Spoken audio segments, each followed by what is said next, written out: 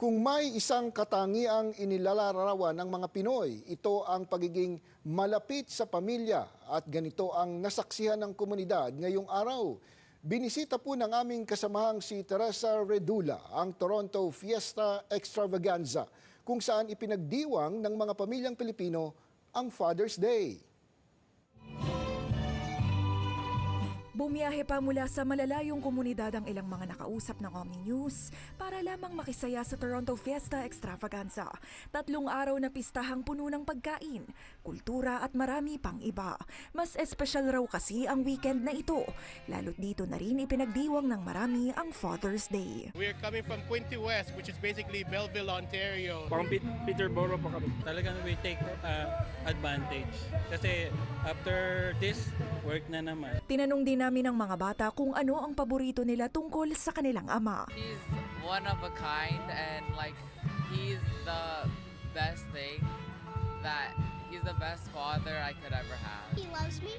Every once in a while, he'll be cooking dinner instead of my mom. And not to offend you, Mom, but I will say I like it more than your cooking. Oh my God! What do you have to say about that, Mom? I don't have any comments. It's okay, it's his day. Binigyang pugay din ng mga mahal sa buhay ang mga tatay at ibinahagi ang kanilang sakripisyo para sa pamilya. We feel so blessed and very grateful that he's doing all his best for us to give us like a comfortable life here in Canada. Ang daddy namin, trabaho bahay lang talaga siya. Bahay, trabaho, trabaho, bahay. Yun ang ano niya. And then, he makes sure that he provides for the family. Yan. And talagang role model siya dito. Anila mas makabuluhang ipagdiwang ang araw ng mga ama sa espasyong ipinagmamalaki ang pagiging Pilipino mula sa mga produkto, musika hanggang sa pagkain, nang ipagmalaki rin ng kanilang mga anak ang kanilang lahi. Gusto ko lang na malaman niya kung saan siya galing.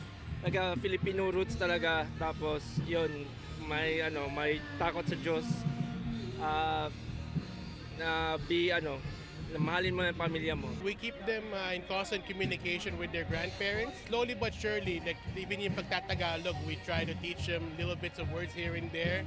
And then basically, we teach them small values, Filipino values. Bukod sa mahigit 80 vendors, tampok din sa pistahan ng performances ng mga bandang Pinoy, car show at beer garden na naging tampok din sa mga Pinoy dads. Yeah, since it's Father's Day weekend today, we have something for them. In fact, namimigay kami barbecue kahapon sa lahat ng mga fathers. Meron silang mga voucher. The church is giving away to their, yung mga members nila for Father's Day treat na tinatawag. So this year, malaki na. Pati mga inflatables, marami tayo.